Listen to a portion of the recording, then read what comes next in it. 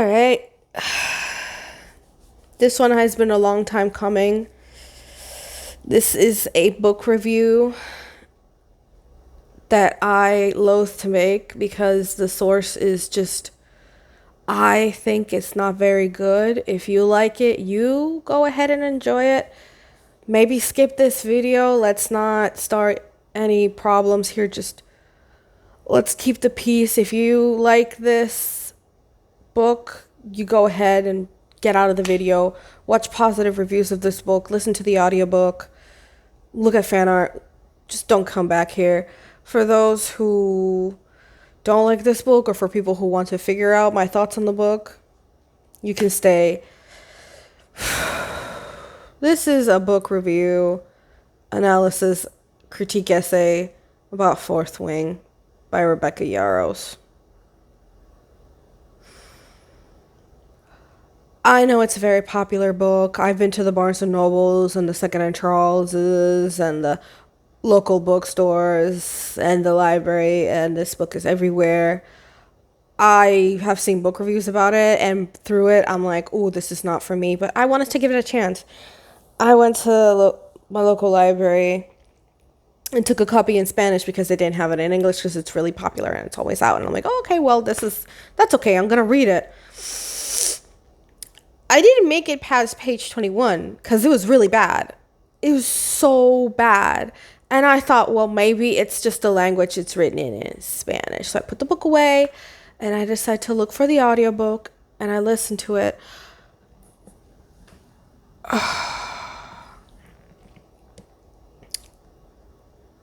It's just not good. It's just not good. The narrator, she did what she had to do. She got paid the coin. I hope she got paid good coin for doing this book because brother, what? Girl, what? I'm sorry. It's, oh my, it's so, it's not my cup of tea. It's not my cup of tea, and I'm sorry if it offends people.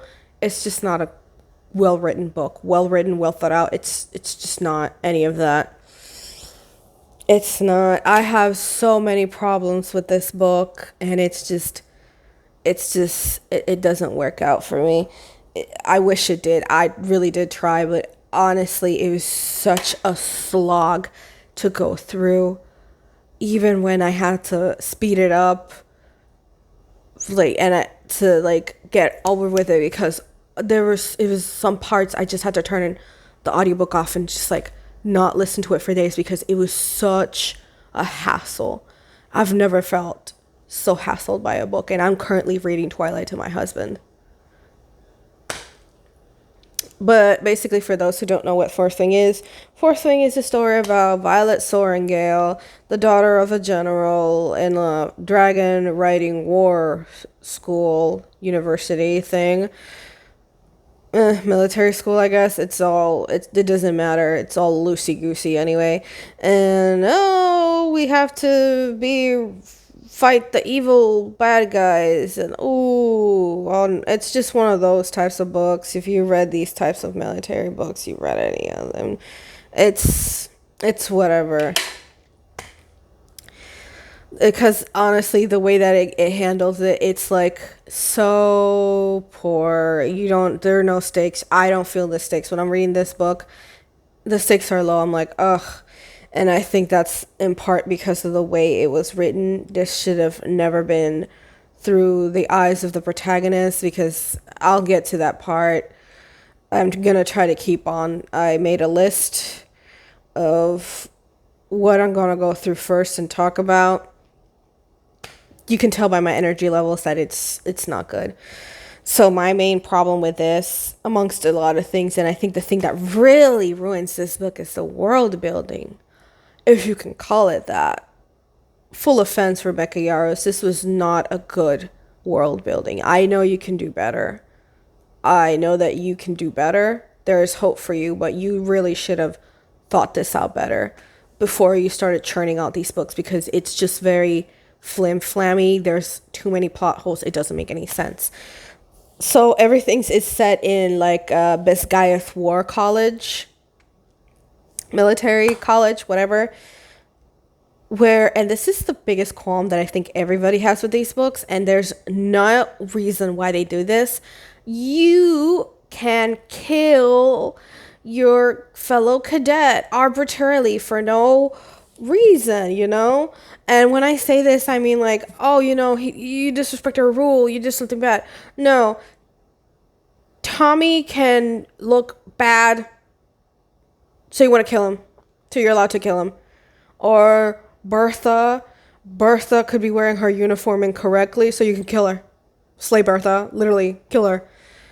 It's very arbitrary. It's based on nonsense. Like, oh, if you think there's a weak link in the school, you're allowed to take matters into your own hands. So it's like, what does that mean? Are there any criteria? No, there's no criteria. You can just kill anybody for killing's sake. Just a school of socio murderers, like sociopathic murderers. It's so stupid. Frankly, it's very stupid because there's no reason. And like, I've read reviews, I've seen reviews, I read some experts of this book, because like I said, I have it like experts or whatever the word is. I read some of it, I skim read, and it's like some other characters are also like, yeah, your school is stupid, why would you guys do that? So it's like, it's not an isolated thing. There's really no discernible reason why they're doing this. The craziest part is like in one of the chapters, one of the leaders of the school is like, well, we're losing cadets by the day and we need the forces because our enemies are gaining traction. Still, you allow them to kill each other. It's stupid. I think the other thing that is stupid is just the military system, because it's just not well done at all, which is weird because I think Rebecca Yarros has experience in the military. I believe she's a military wife, so she should know some things, but it's very, very just poorly done. The people who fly the dragons, they're part of the military. They don't have to wear a uniform. They just have to wear black. That's it. You just need to wear black clothes. You can dye your hair and cut it however you like. You can wear whatever accessories you want, wear whatever clothes you want, as long as they're black, and that's it. I don't understand why this was the idea that was done, that this was the idea that was chosen. It's just, it doesn't make any sense within the world and with the military system, because from my knowledge, other factions of this military world do have uniforms. The word uniform, to maintain unity, uniform. But no, just the flyers can do whatever they want. They can wear whatever clothes they want. They're like the coolest. They have tattoos and piercings. It's bad. It's bad. It's just not good. It's just not good. It's stupid. It's nonsensical. I say stupid because it is.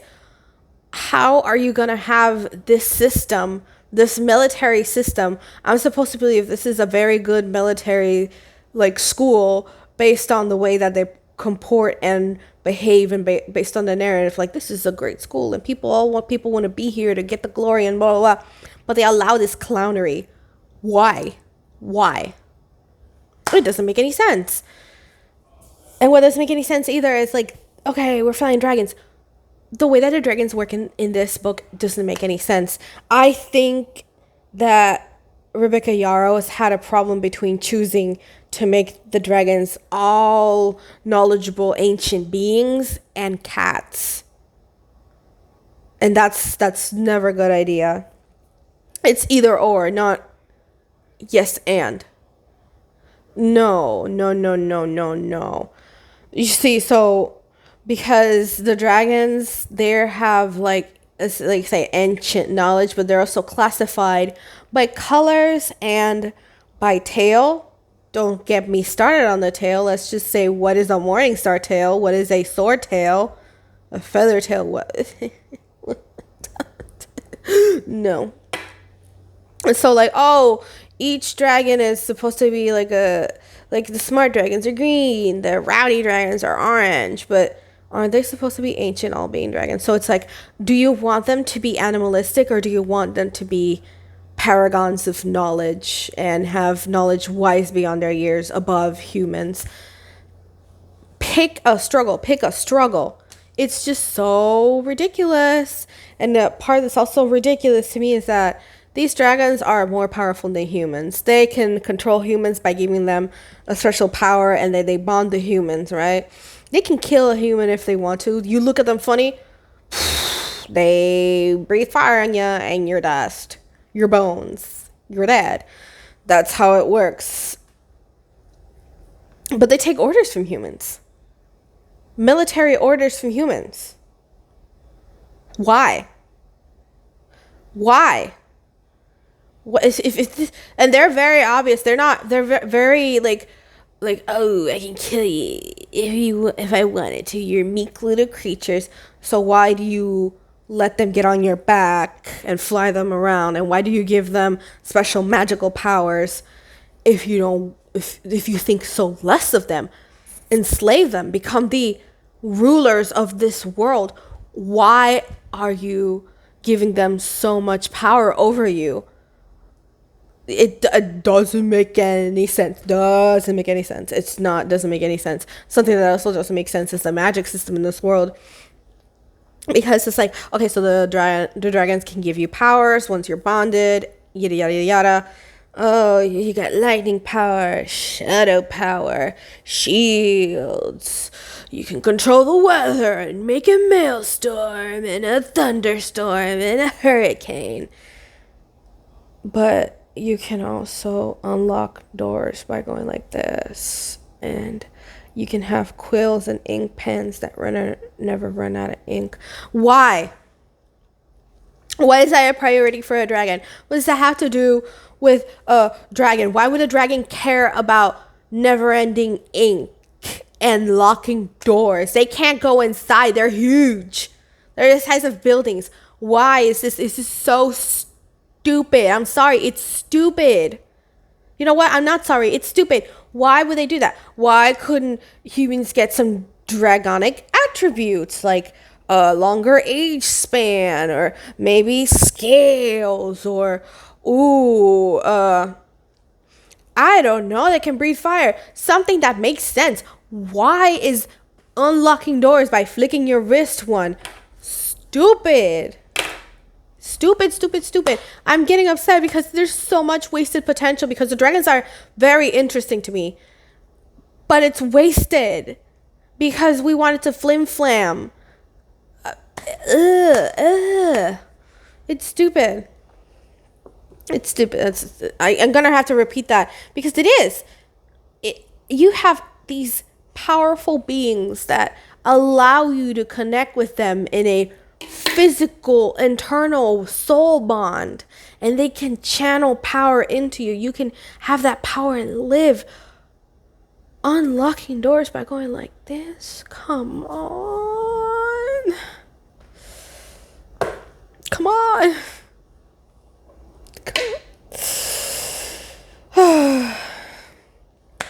Let's just get on with this because if I could stay here forever talking about how dumb this is, and I still need three more things to go, maybe 4 if I feel like it.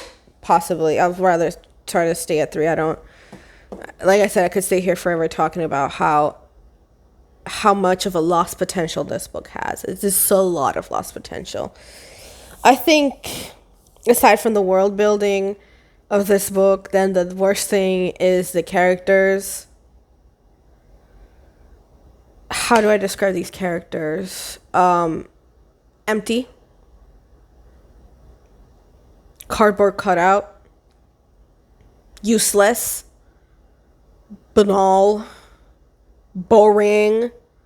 Superficial. Super dumb. Super duper dumb. It's just a lot. And there's a lot of characters who are useless. Like they're there for 4 seconds and then they disappear. They come back maybe 40 chapters later. I don't know. It's bad. So we have our protagonist, Violet Zorangale. She's the special, as Reads with Rachel says. go look up Reads with Rachel's channel. She does a more in-depth analysis on this book. But it's just like she's the girl who will do the thing and stop the whatever. She is a smarty smart girl who's a smarty smart smart who's smarty smart smart smart. And did I tell you she's smart? She's so smarty smart smart. She reads the books and is smart smart smart. That's like her whole personality, is that she's smart and she reads the books. Well, half of it, because the other half is she's disabled. She has Ehlers-Danlos syndrome. They don't call it that, but it is Ehlers-Danlos syndrome, confirmed by the author. But the way that they write it, it's just very convenient to wherever the author needs her to be weak, because other times she does things that would not physically align with the way that her body currently is, and even if and when you train and you do exercise and you do everything right, your body would still have some constraints. A good diet and exercise can only take you so far. If it's like from birth, and if it's chronic, it can get better, but it cannot disappear. And then the character does things that even a normal person would be like, injured massively, horribly. And it happens to her. And then a couple of chapters later, like nothing happened. She doesn't have long-lasting effects of some of these injuries. And I'm like, how? Why?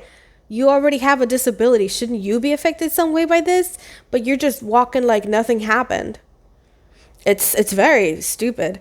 And it is stupid, because you had such an opportunity to tell us such an interesting story, but halfway through you forgot that the disabled character is disabled, because here she is jumping and flying and doing all these stunts and getting cut and still getting back up again. Another thing is that, it's like that's her whole personality. She's thick and she is smart. The way the book describes her, it says she's also a very small and petite girl, because she's like 21, 22. And I say smart and petite because everybody's like, oh, you're so teensy weensy. You're so teensy weensy. It's easy to knock you off because you're the teensy weensiest that ever teensy weensied. And it's like, no, stop. Like, she's a 5 foot tall, like 20-year-old. I get it. I'm a 5 foot tall 20-year-old too. But she's so skinny, but has still curves, and she's small, and she has long hair with silver tipped, like highlights. You know what? Let's just keep going. She's the special. Can you tell she's special? And she's so petite. And I know I sound annoying, a little bit weird. The book harps on the 600 pages of this main character being small and petite and skinny, but still attractive, and her hair, also long hair to go on military school that legally you can be killed for arbitrary reasons is a choice. I know it's because they wanted her to stay pretty. She wanted to be pretty. You can say it. It's okay. You wanted your main character to be pretty, because long hair equals pretty, short hair equals ugly. And I know I sound very childish, but it's just as childish, because there's no reason for this character, who's supposed to be smart, intelligent. She's just supposed to be grown in this military school. She's the daughter of the general. Her father was the leader of the scribes. Her siblings were part of this military system, so she should know that long hair in this place is a bad idea. You can grab it and they can punch you, and it's like the fact that you kept the hair long and you keep it in a braid. It's ridiculous. It just doesn't make any sense. Anybody can yank you by that braid and you get got.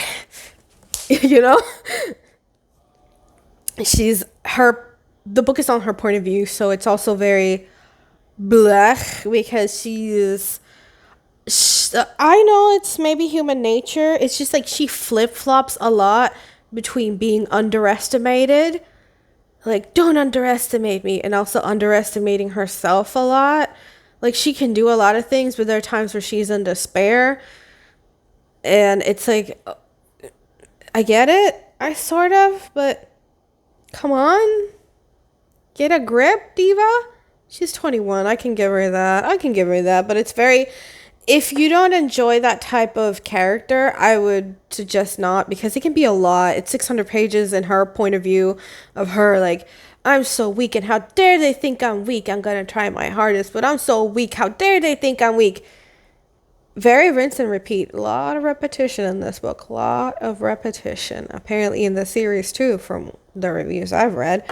I will not partake in any more of this. I cannot physically withstand doing more of this. It is bad, and I will refuse to read the other books. It's just, I can't do this. I will not even listen to these other books because this was already a lot. It took me like maybe a month and a half, maybe 2 months to get through with it because it's just not good.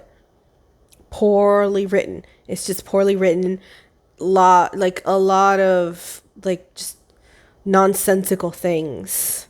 And this character who really makes me angry because she's also like, she's harps on the fact that she's smart, she's intelligent, but she's also dumb in a way that I know the character is not dumb. The character is dumbed down so we can understand what's going on in the plot, but I don't particularly enjoy that either. I do not enjoy that you have to make your main character a dummy so that I can catch up to the plot, because then it's just like either you think I'm dumb or she's dumb and she thinks she's smart. Either way, I think the result is that she's dumb and she thinks she's smart because she has a lot of book smart, but no street smarts, no people skills, no good communication.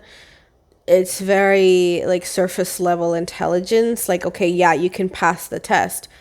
There's still stuff that she's very bad at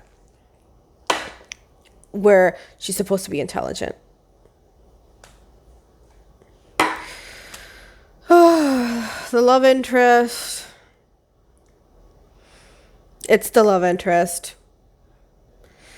Big, tall, muscular, ambiguously brown, shadow bad boy,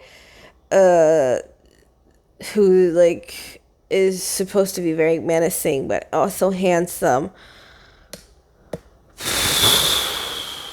The thing that really pisses me off, and like I said, it's just in her point of view. And once a chapter, she'll comment on his looks, and it's like, girl, shut up. Shut up about how handsome and devastating and hot Mr. Hottie Mac Shadow Daddy dumb bad boy he is. Like, ooh, he's so handsome and tall and he could kill me, but he's such a hot shadow daddy. Ugh, we get it. He's attractive and you like him for his looks, not for his personality. They try to tell you it's for the personality, but she talks more about his looks than his personality. Like, I would like to say for at least 70% of the book, she has no idea who he is as a person. She just thinks he's like this mean character who wants to kill her. But he's not. He's actually a very cool and sentimental dude. I wish the book would have written it that way. I wish the book would have presented him that way, but it didn't. He's the son of a rebel, and he is sent to the school as a punishment. Why do they send the son of a rebel, the children of rebels, on a military school where they can have access to basically the best bioweapons, i.e. the dragons, that the military has? I don't know. Don't think about it too hard. Don't think, suspend your disbelief. That's what the author wants you to do. Don't think logically with this book, unfortunately, and this sounds mean. Don't use logic in this book because this is not a book for logic. Maybe that was my problem. Maybe I was thinking too much on this book. Maybe I should have shut my brain off and just went with the ride. Anyway, he's just like, oh, he's just tall and hot, and he is scarred. He has a backstory. He's so dark and depressing. But he's devastatingly hot and dark and depressing and tall. That's about it. Like, do I need to tell you more? Yeah. Every other character is such a nothing character. Such caricatures of characters. Like, just because, like, they're so one-dimensional. Like, we got We got the mom who's a military leader, and she's like, "I hate you, weak daughter, because you're weak." She doesn't outright say it, but the way that she acts is like, "Yeah, I hate you, and I wish you die." And she's got the sister who's like the older sister who's supposed to be like cooler, better, like the optimal version of myself. I wish they would have done something with it, but no, it's like 600 pages of her fawning over Hottie McHotterson. The amount of times that Violet Sorrengail thinks about her family members, like her sister, her mother, and her deceased brother and her deceased father, I can count with my hand, like with the fingers of my hands. The amount of if I had a nickel for every time she thinks about how Hottie McHot Hot is Zayden Ryerson, great name by the way, I could have paid off the mortgage to my house. Like she doesn't think about these characters as much as I wish she did to show some kind of like growth. Her father's deceased, her brother's deceased. They died about, like, in story, they died 7 years ago. She's, like, pretty lukewarm, maybe cold about it, really. She doesn't think about her brother at all. I would like to think if I had a brother who passed away tragically. And then my dad died my brother died because my dad was so sad. I would like to think I would think about my brother once in a while, especially in the military school. And I think, oh, these are the steps that my brothers took. I'm doing what my brother did. I'm following on my brother's steps. But no, we had to hear about Hottie McHottieson, who's a Hottie McHottie, and who's hot, sexy. It wasted potential. The background characters, like I said, they're just nothing characters. There's the black friend who's very supportive and a bisexual. That's it. That's all she gets, to be a supportive bisexual black person. There's the funny guy. His name is Riddick because he's ridiculous. There's the pink-haired Batgirl who hates her because she's so weak and tiny. But also she's the daughter of the general, and the general killed all the rebel parents, and she's like the pink-haired rebel girl. But she's so tiny. And we have the evil guy who's so evil, and he wants to kill everyone. His name is Jack, and he's evil, and he wants to kill everyone because he's an evil. Do we have any background reason why he's evil? No, he just antagonizes everyone, and it's like, I'm gonna kill you, and I'm gonna kill you, and I'm gonna kill you, and I can't wait until I kill you. Very one-dimensional, very lame.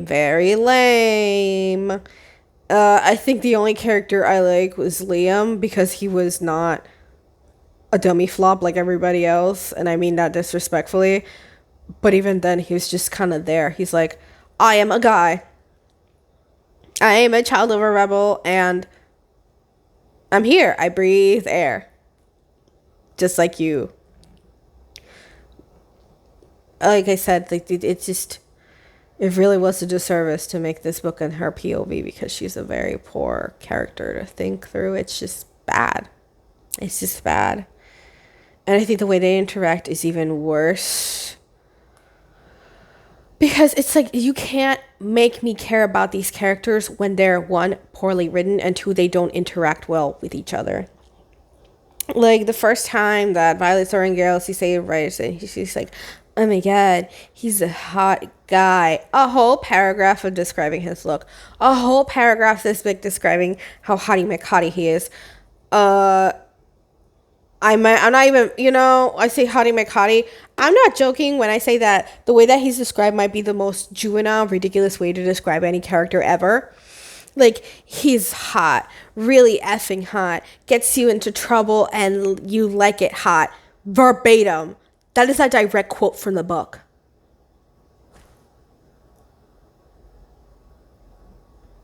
In a post-Renaissance, pre-Industrial Revolution time, that's how the main character speaks. And that's how she describes the guy. He's a Hottie McHottieson who's a hottie. And he's hot, sexy, hot. And she'd like to get in trouble with him. Oh, but he would kill her. But would he really? Like, there's no reason to know this is true. Like, oh, he'll kill you because our mom killed his dad. And his dad is responsible for our brother dying, so it'll kill you. And he says like, I don't have to kill you because you're gonna die in the murder school. Like, come on, guys, what is this behavior? It's very Wattpad. It's very 12-year-old on Wattpad core. Very, very Yanaroni and Cheese. Just poor writing, poor interactions. Just so petty and dumb the way these people react to each other. Like, Jack Bauer's like, I'm gonna kill you, Soren girl, because you're tiny and skinny and weak and you gotta, like, you're disabled.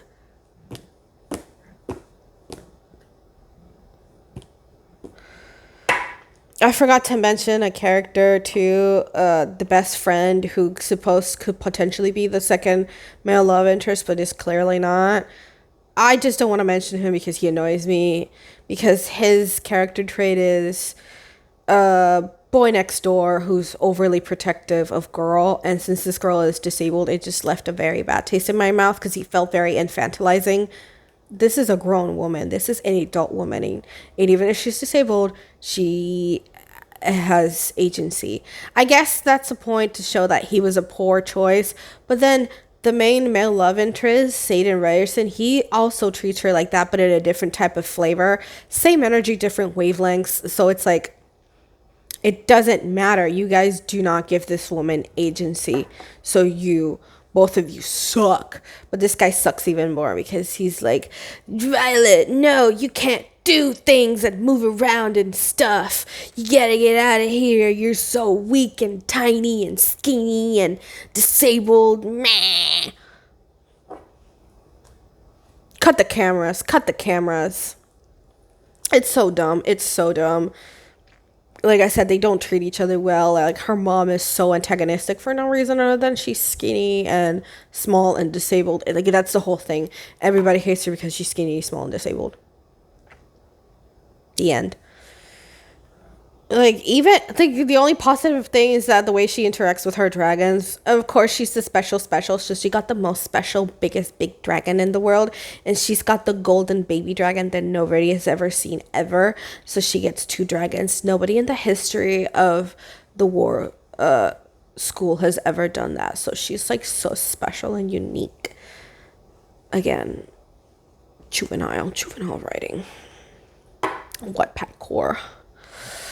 And like the dragons like care for her, but they also don't overtly patronize her or infantilize her.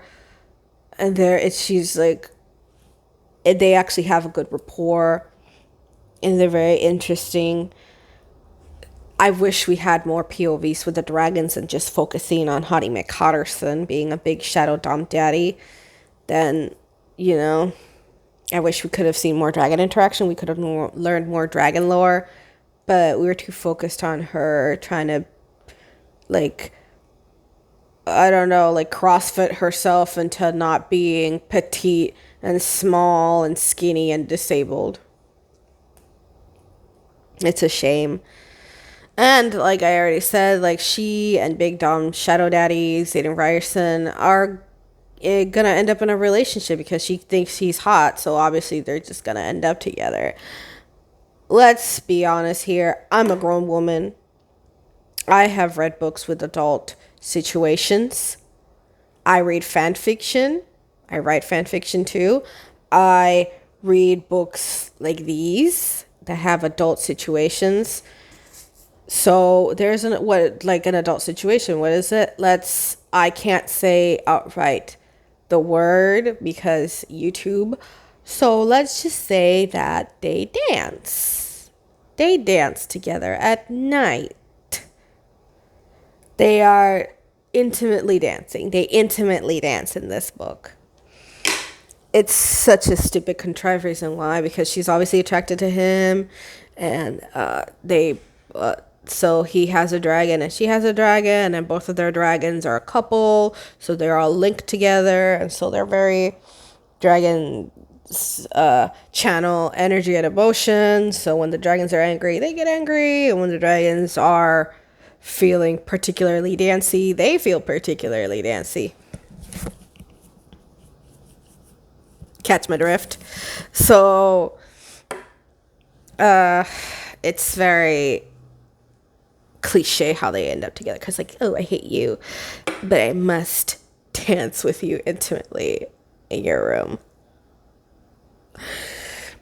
I think this might be one of the worst things I've ever heard. It's so, and that's something I've been noticing with books lately, where it's so cliche. Like, how do I describe this without getting into trouble? How do I describe this without getting into trouble? That the vocabulary, the dance moves, it's very cliche. It's nothing special. I'm not a degenerate. I do believe that intimately dancing with someone is a very vulnerable part of human nature. It's like, it's very intimate, very vulnerable. And as storytelling, it can let us know a lot about characters. I have this book as an example. Isabel Allende, Hija de la Fortuna, Daughter of Fortune. Very good book, where there are adult situations and two of the main characters, the main male character and the main female character, do adult situations separately and then together in another book. And they explain these things, but they don't do it where in a crass, vulgar way. If you like that, you like that. I don't like that, and that's why I have a problem with it.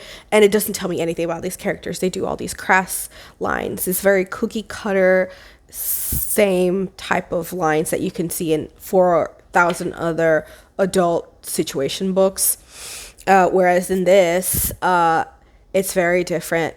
So the main character in this, Eliza, she has a boyfriend secretly, and she decides to have an intimate dance with him, do the Charleston, do the waltz with him, but by secret in a dusty, musty attic. It's described as very hurried dance steps, very hurried, but very shushed dance moves. It's very frantic dancing. So it's like, yeah, you can tell like it's she's a very bad dancer because this is her first time dancing intimately with someone. So it's frantic, it's crazy, and she's like all over the place with it. She's very immature about this because she is a young woman who's doing something she ought not to be doing. She's dancing intimately with a man when she shouldn't be. And you know, that is described in the way that she intimately dances with this guy. The other character, and this is actually a point I want to touch upon, is an adult man who gets married with a wife. It's an arranged marriage, and the wife is terminally ill. She has an illness. Her body's weak, and she can't move a lot. Like at the start of their marriage, they were intimately dancing, and they were doing a lot of moves: the foxtrot, the twist, the samba, the cha-cha. But as you know, he could notice that, you know, his wife had a hard time keeping up with the dance moves, so he decided to be more careful, and he decided to dance with her differently. You know, he would lead and they would do lesser dances that she could try to keep up to, you know. And in the book it's described like it was more careful, more minimal, more slow, so she could catch her, you know, her strength while she was trying to dance. And at one point it just wasn't possible that they could dance anymore, but even then he still tried to keep that intimacy going. And you know, and I'm thinking because our main character, Violet Sorrengail, she has a chronic illness that's debilitating, Ehlers-Danlos syndrome. I believe I'm acquainted with somebody who has it, and they've mentioned that it's not all the time that a joint can pop out or something, but if they do a little bit of maybe, how do I describe it? It's like if you pull too much force or if you fall a certain way, you could really hurt yourself. And the way that Violet and Xaden do the cha-cha and the merengue is in a very excited manner. They excitedly dance intimately with each other. Like they shake and they shimmy.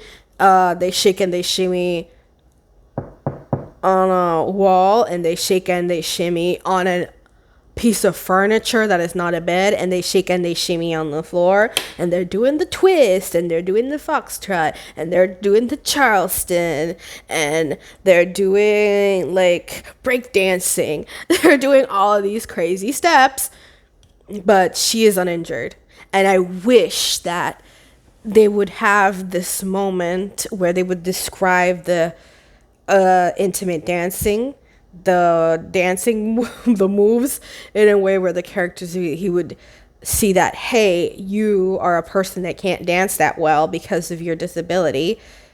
So let's try to find alternative dance steps. Let's see if I can do something so you don't tire yourself out or hurt yourself dancing. And she, or maybe a scene where she's trying to dance with him and she injures herself dancing, and he's like, oh, well, let's do something else, or something that would tell me something about the characters. And like maybe he dances in a particular way because he has a history of dancing with other people and emotions get in the way, or maybe it would have done something. So in this book, Eliza and Tao Qian, I believe I butchered that name. I have not taken Chinese in years. I used to, but not anymore. So I don't know. But basically, they're falling in love. And in the sequel book, they do dance with each other. They trip the like fantastic. And their experiences, their personal dancing experiences, reflect when they are together. Because the last dancing she ever did was hurried and frantic, and it was secret dancing. So she was very nervous, and she was like, and his experience, aside from dancing with his wife, was dancing with night ballerinas. So he already has a lot of experience, but he also understands that, okay, let's go slow, let's dance slowly, and let's do this in a very like unhurried manner. It's okay, let's just go with the flow, let's not go crazy. And then they dance, it's all good. And as they keep their relationship going, they realize, well, these dance moves are okay for me to do and these dance moves are not. And it reflects very well on their characters and how their personal experiences, not only their dancing, but their own personal ways of thinking and behaving, affect the way that they dance together. The dancing intimately is an intimate thing. It's very vulnerable. You're in a vulnerable state. If you're a person who likes to really dance, just bust a move, maybe the way that modern books represent dancing is okay, but as characters, I don't think Xaden Ryerson would be the type to do that. I don't think Violet Sorrengail would be the type to do that, because as she describes herself, and this is something I'm kind of qualm with, she's like, I can't dance intimately with someone unless I have feelings attached to them. So I would think that she would try to be a little bit more slow dancing instead of like, crumping and doing the Charleston and all that jazz. And I feel like if he was a little bit more cold and detached, he would, just do a quick little two-step and that's that, and just leave and not cuddle after dancing, because sometimes you want a good hug after a big dance session, or sometimes you would just want company because you're tired, or sometimes you want somebody to like take your shoes off and rub your feet after dancing a lot. This is ridiculous, but hey, it works for me. So it's like, yeah, but no, it's just a regular schmegular, run-of-the-mill, vulgar, crass dance scene. And it doesn't tell me anything about the characters, and it doesn't take into the considerations the limitations of the characters, both their personalities and their physical attributes. I would think that somebody who's a strong, big, dummy daddy would have problems managing his strength. That would be something that they would reflect on. I would think that a character who has a chronic debilitating illness that can make you break your leg because you like hopped off something that's 5 feet tall and you dislocate your leg and your knee, I would think the way that you dance with somebody intimately like would be affected. But no.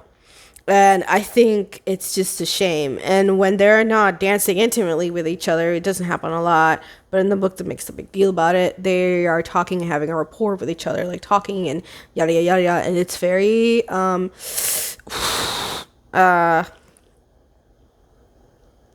not gonna say what I'm thinking because I'm a good Christian woman and I don't want to get in trouble with the YouTube overlords and the algorithm. But it's very dumpy. It's very dumpy. It's very not from it's garbage juice from a dumpster. If you can infer what I wanted to say, good for you, but it's garbage juice from a dumpster. Cause it's like very empty threats and like, if you're gonna kill me, just kill me. I'm getting tired of this weight. And very like, I don't have to kill you. I just do a school day for you. And it's very like, you can't assign a bodyguard for me. He's like, watch me. Very cringe the way he calls her violence. Even if moments of Paris, he's like, violence, because she's a violent little thing. Oh God, this guy gives me the ick, the yuck, the blech, even. Anyway, it's their very interactions are very, whenever they do interact, it's very poorly. They don't seem to like each other very much. I don't think they like each other. I think they like to dance and Charleston Lindy Hop with each other. I don't think they actually like each other because it's like, oh God, you people don't know how to interact with each other. And it's very intense. Mind you, the way that they're like describing to each other their feelings at the near end of the book, it's so intense. You think they've been yearning for each other for years. They know each other for like a year and 3 months. It would have been interesting if they would have known each other before they got into school, because Violet Sorrengarer lives in the school. Her whole life has been in this military school and he's inscribed there. It would have been interesting if they saw each other from afar. He's like, from the moment I saw you, I fell from you. You're so beautiful and tiny and petite.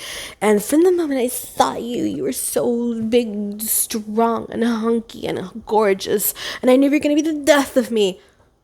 You guys know each other for a year and you started talking politely to each other. And about like it literally took a year for you guys to talk somewhat politely with each other. So it's like, cut the cameras, pump the brakes. No, let's stop this right now. Let's stop this clownery. Let's stop this foolishness. You want to talk yearning? I always have to bring an example because this is a good. I like this book. You know, we want to talk about yearning. Years.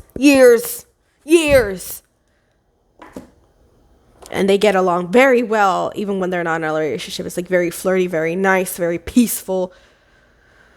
See, that's how you write a character. You don't make them insta love and then like secretly lust for each other while they hate each other for a year. Come on. It's just so poorly written. These characters are already poorly written, and then their interactions are poorly written too. This is very garbage juice from a dumpster. Garbage juice from a dumpster. Sorry. It's garbage juice from a dumpster.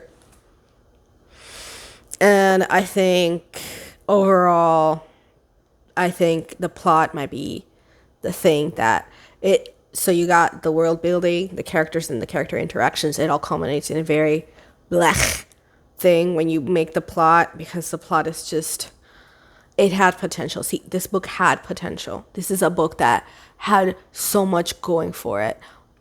And it had like a good premise. It had an interesting premise. A disabled person going to try out to be a writer in a military school that has dragons. It was interesting. But unfortunately, because of all these things, it was bad. The thing too is like the way, like I said, the way that she's written, she's like a dumb smart person, because like she's dumbed down but she's supposed to be smart, but like she doesn't connect the dots. And I think the lack of loyalty to the school and to the world that she's in really takes you out. I've been listening to this thing with my husband, not all the time, but sometimes, and he says that the way that he would describe Violet Sorrengail is that she is an outsider who was suddenly plucked into the story. The world around her does not shape her being, it doesn't shape her thought processes. She's very open to things very quickly, and you know, it's she's not shocked or phased by anything as it should be. She's very like, oh, there's actually a big bad and the military was hiding it. Of course I'm gonna fight with you guys. There's like, this isn't a span of pages. All this big action that should have taken at least 3 chapters is done in like the last chapter or the second to last chapter. It's very quick. There's no time for her to really mull things over. She's just like, well, my the military school that I grew into, like that I was raised in, is bad, so I'm going to go against it. It would not make sense for her character to do that. If you ask me, she's been living in this world. Like, okay, so you got hints from your dad about the fact that something may be going on. Very obvious hints that I can't believe she didn't discover until the end. Like, not everything is as it seems, and sometimes people rewrite history to change the narrative. And she's like, what could that mean? And then she's surprised Pikachu face when she turns out that the military school that she was in rewrote history for their own benefit. Ain't you supposed to be smart? Why are you acting all surprised? Like, I thought you had critical thinking skills. She doesn't. It's just lip service. And that's, you know, that's a disservice to the plot, too. So it's just very dumb and contrived plot. And with the world building and the characters and the focus on Big Shadow Dom Daddy, it's wasted potential. It could have been really great, and it wasn't. You know, you had dragons, you had a big cast of characters, you had a military school, you had a character who could potentially be great, but you wasted it. On what? I don't know. There's nothing in this book that really stands out to me as as anything else than just like, I don't know. I don't know what to say. Like, yeah, it sounds interesting, but as you're reading it, you're like, this is not good. At least that was my experience. I'm reading it and I'm like, I don't care about these characters. There are no stakes for me. It's all just banal. It's so dull. It's so nothing. And that's not something you want in a book with such an interesting premise. A disabled girl in a dragon riding school, and she has to work with her enemies. Like, that should have been interesting, and it wasn't. It was just a smarty smart, special girl who was small and skinny little uwu baby girl who fell in love with the big Shadow Dom Daddy, and she kept proving everybody wrong with her smartness, despite the fact that, come on, like, some of the decisions and things she says are like thinking as free girl. And, you know, she beats the odds, and with the power of exercise and a good diet, you too can be stronger than you are, this chronically ill disabled person. You too can jump and ride dragons for hours on end and not be sore. And you can trip the light fantastic on a wall with your sweetie without injury, even though like maybe weeks prior somebody cut through your leg severely with a knife, which is another thing. Injuries in this book, they don't exist, they don't matter. So what if she gets cut a bunch of times in life-threatening ways? It doesn't matter. Oh, she's chronically ill? Semantics. Like, details, little things that don't matter. That you didn't base her whole character about being this. Who cares if she gets injured that way? She'll come back from it. Who cares? Also, this is a small gripe, but also they don't have saddles in the dragon riding school. They don't have saddles. They're supposed to hold on. So anyway, it's just lost potential. And I hope that there's somebody out there who can maybe have the same idea and actually make it turn out to something good. Maybe Rebecca Yarros will release a special edition version where she rewrites this whole thing to make sense. And if that is sounded offensive, because it was offensive, because unfortunately this doesn't make sense. And then the other book, it doesn't make sense either. And the other one, it doesn't sound like it makes sense either. I haven't read them. I will not read them because this was already a slog to go through.